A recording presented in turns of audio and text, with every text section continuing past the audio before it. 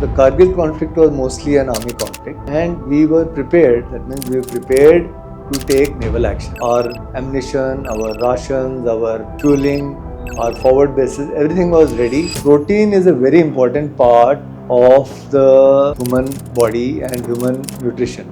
Thing is that today, if you're not happy, you leave that organization and join another organization. In the Navy, you can't do that. We work 18, 19 hours. We get 4, 5, 6 hours of sleep every day. So where is our working hours? Freedom doesn't mean that I will go and spit in your house or I'll go and spit pan on the wall of my other's building. It also means, am I impinging on somebody else's rights and freedom?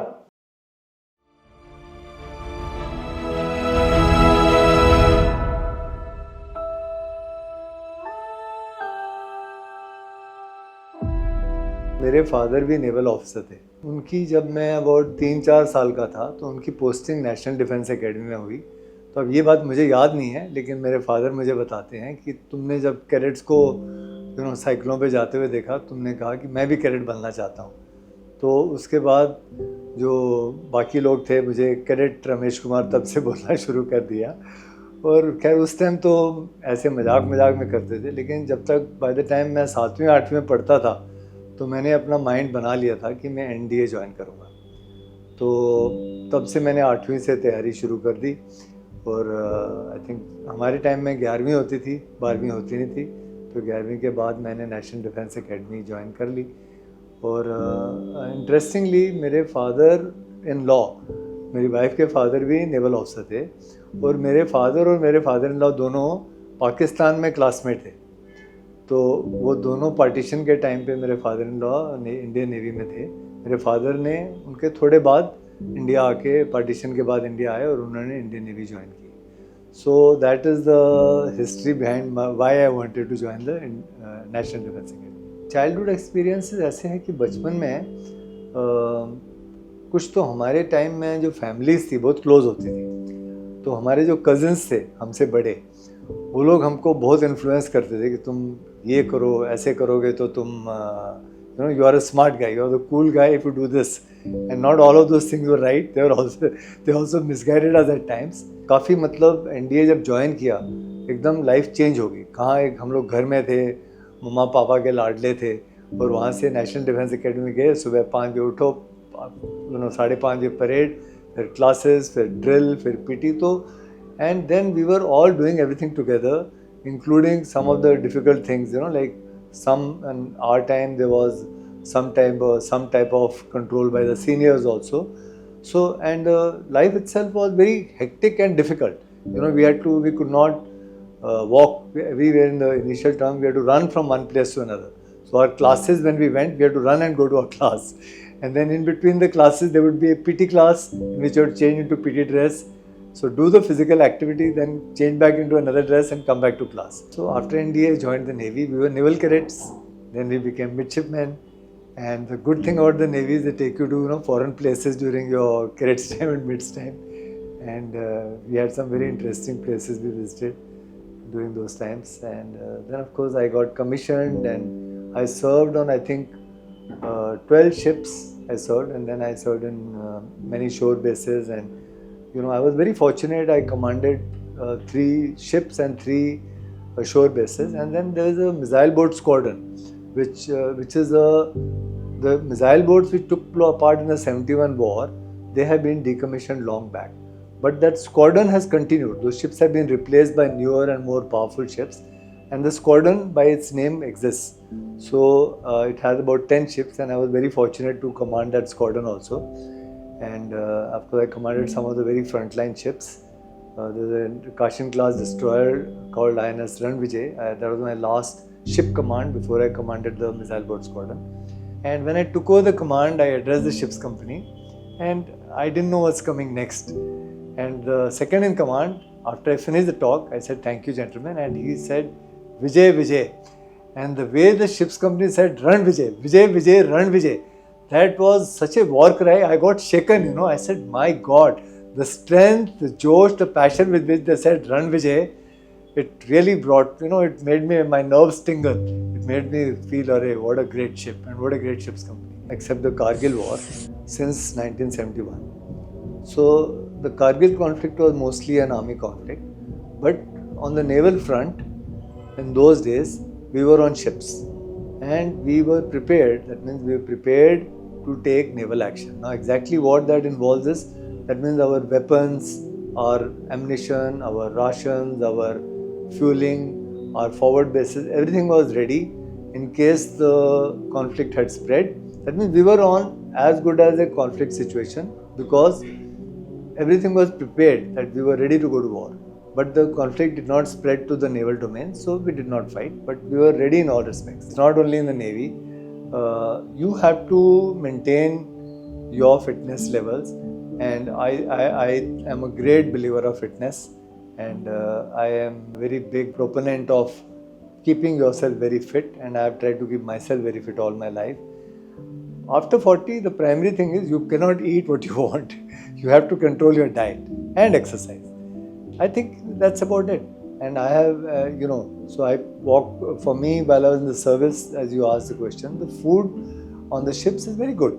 It's good food. So if you splurge and you say, "Arey bhai, jo milega kha lunga," then you're going to run into trouble. You're going to put on weight. You're going to have it tough. So, if you're 30 days on the ship, there is not enough exercise you can do.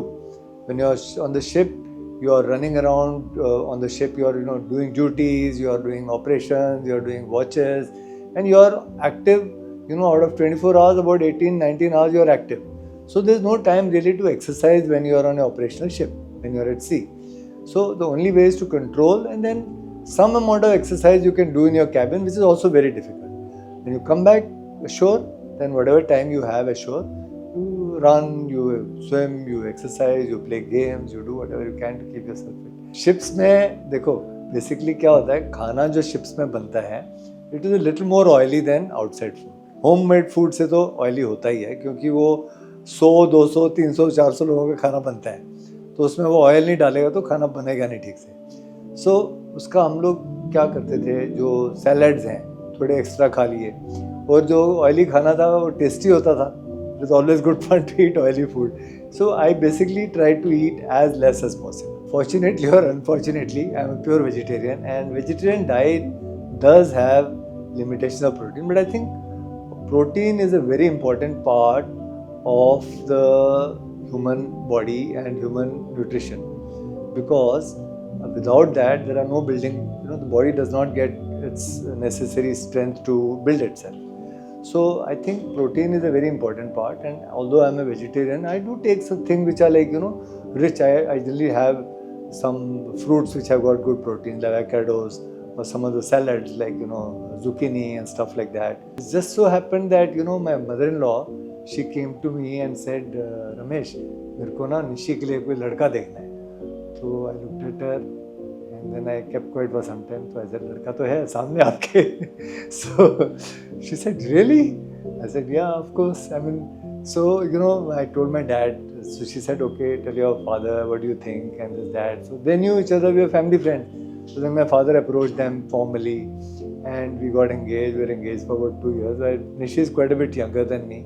So she was in the last year of college when we got married. Good thing I did is I told my wife about all my girlfriends who were there before marriage, and this handsome is of course his younger days. Now it's one goes beyond that. My farewell involved putting on a ceremonial dress, and people were on both sides of the road.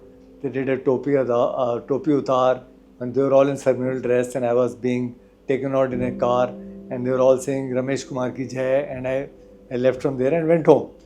And the next day I joined the Central Bank of India.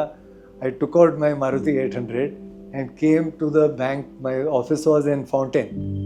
So I came there and I knew where my office was, but I did not have any parking.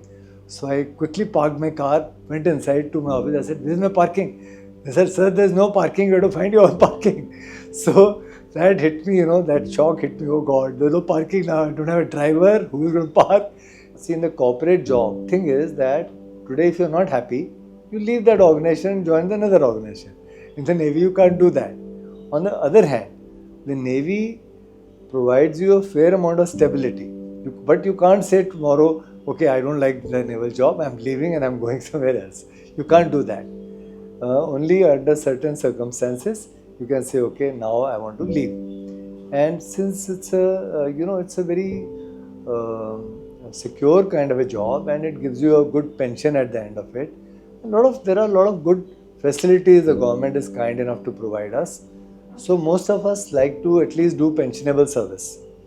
And many people leave once their promotion avenues are little closed. I have rarely seen a person going to the corporate world and not doing well. Most people, in fact, who leave the Navy, they do very well in the corporate world. I know I might get some flack for it, but हम लोग तो करते ही थे 90 hours. हम लोग जब ship में होते हैं, every day when we are at sea, we work 18-19 hours. We get 4, 5, 6 hours of sleep every day. So where is our working hours? So I feel you should not work 90 hours. You should work till completion. Till the job that is assigned, that is completed. It not be 90, it can be 100 hours, it can be 60 hours. In my later years, I used to, there was some time that I had little free time. I would wind up. There were jobs which I did where people would work till 8, 9 in the night. I would wind up at 6 because I felt I had done my job. Why should I sit? I never sat in my office just to say, अब मैं देर तक काम कर रहा हूँ. Not like that. But if there is work, people should work till completion. The kind of liberties we enjoy, I think, is very important. Freedom and the right to do things without getting scared of being shot or penalized is only, we understand it only when we don't have it. Freedom is something which you don't, and your rights, what the Constitution guarantees you, despite all the corruption, despite all the politicians who do silly things, I would say there is still a fair amount of rights, and the Constitution protects us a lot from a lot of wrong. Of course, there are people who manipulate, but I would still say we are a very, very vibrant country as far as freedom is concerned. Freedom is not just the right or the liberty to do what you want. Freedom also entails looking at the other guy's interests. Freedom doesn't mean that I will go and spit in your house, or I'll go and spit pan on the wall of my other's building. It also means looking at what am I impinging on somebody else's rights and freedom. So what has happened is, over a period of time, people think that freedom only means कि हम जो चाहे कर सकते हैं. No, it's not that. Freedom means you have to protect your rights and at the same time not impinge or trouble somebody else. I have found our countrymen to be amongst the most intelligent people. Unfortunately, we use our intelligence not always in the right direction. You see, we are the best of scientists. We are the best of people from India go abroad and do so well. I don't have to tell you, you see the news. Many of the top companies in USA, England, everywhere are run by Indians. So obviously we are a very intelligent race. Okay, and it is not that those of us who are left behind in India are duffers. We are equally intelligent. But we do not have the sense of trying to do something for the country. We are too divided. We are too bogged down by looking after our own family, our community, our religion, our politics. I feel we need to, most of us need to rise about that. Let the politics be done by politicians. As a common man, we need to rise above that and try and bring up the nation. Somewhere we have to have a social change. We have to have a social change, which means we have to learn to be honest and truthful. We have to learn to be clean. We learn not to spoil things, that there has to be discipline. There has to be a sense of bringing up the country. I am not saying about politics or religion or all that, but the country it's our country. If we don't bring it up in the eyes of the world, we are going to remain like this. And we have the potential, great potential to rise and become a really, really rich and powerful country.